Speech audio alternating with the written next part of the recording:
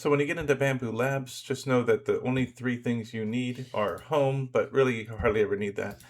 Prepare, this is where almost all our work is going to be. And preview, that's where you're going to see your part later on when we slice it, and you'll see that in a minute. Make sure your Bambu Labs printer is set up right here. Click it if it's not, and make sure it's Bambu X1 Carbon. If it doesn't, say select or remove printers. Give this a second to load up, and then we're going to click, make sure that this is checked, Bambu X1 Carbon. If you have this one checked right here, I don't even have that printer, uncheck it, okay? I only have this one. Put confirm. Make sure your plate is a cool plate, all right? And we're not going to be using PETG on this video. We're going to be using PLA. That's the only thing we're going to be using. So go ahead and change all these to generic PLA. So just click this. And by the way, you can delete these off. You don't have to have that many. You only need one, really. But if you just want to have common colors that I have in class available to you, you can do that. And say, hey, I know he has PLA gray, and I know he has PLA red. Oh, here's red. And try to find the color closest to what I have. And once again, X1 Carbon, make sure this is cool plate. That's super important. And make sure you have these colors set up. Click the part you want. Look for a STL file. You should have an STL file somewhere. So let's click that. And then let's say I want to load both of these in here. I'm going to load that left side. And I'm going to click this again and load the right side. There we go. And you can adjust them around. There's also some adjustment, like arrange automatically, and just say arrange, and it'll arrange them nice and neat and really close together. So that's really close together, but there's a little gap there you can see, so it squishes them together. Here's where you bring the part in, this button. This is where we auto arrange them. This is where we auto orientate them if you want to. This is where we say lay on a face. For example, if I wanted this laid and print this way, I would click this, and then I would say click that, and it would lay flat. But I can Control Z on my computer and just undo it. If you need to rotate parts, you rotate them here. You need to move it around, move this part here, but you can just grab them and drag them around. You don't have to do that. And if you want to change the colors, right click anywhere, like right here on the plate, say select all, and hey, I wanted this to be red, so you can click here. You can right click here and say select all, then right click on the part and say select filament red. And then I can say, no, actually I want it gray, so select filament gray. And by the way, if you're saying where are the colors, I only see gray or red, change them up here. You can always add extra ones as well and change the color, click this box and say, I think he has blue, put OK. And you can change this to blue. Anyway, once you're ready, click slice.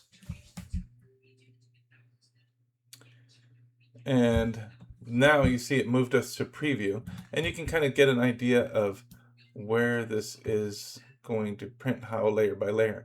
And it looks like you see this part right here.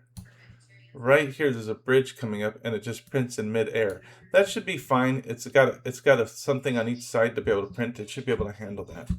But if ever you want to go back and add supports, how do you do that? You click support right here, enable supports, choose tree auto, move this to about 85 degrees, so where it says threshold angle, and then remove small overhangs.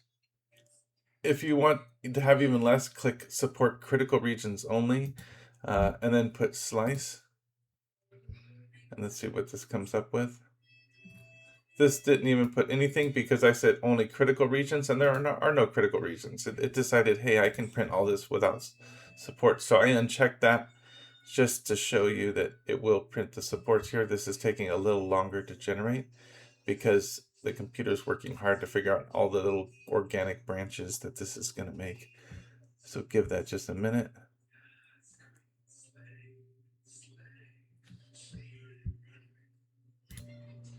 All right, now I pause the video, and you can see that it added a bunch of stuff on here, and it's all unnecessary.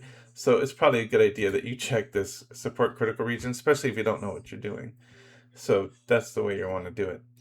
Once you're done, and here's an important part, Once we slice it and it's all done, wait for it to slice. There we go. You're going to click this little arrow here and say export plate slice file. This one right here, export plate slice file. Click that.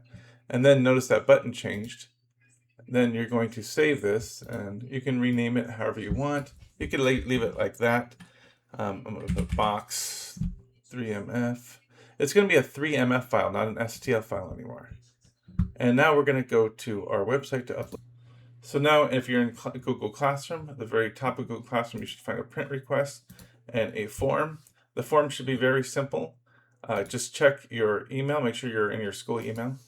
And is this a school project or a personal project? Like something for fun, or is it something for class? And then what color did we want it? I had it set to gray, so try to choose the same color there. And then find that file we just downloaded. Click here and click the 3MF file that you just downloaded, or you uploaded, or whatever you did from the Bambu Labs, and then click submit, and that's it.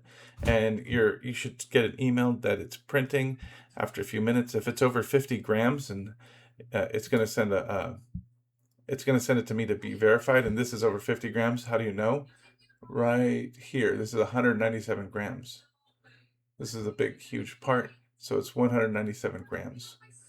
So definitely this is going to go to me to make sure that that you're printing something that's valid, and that's it.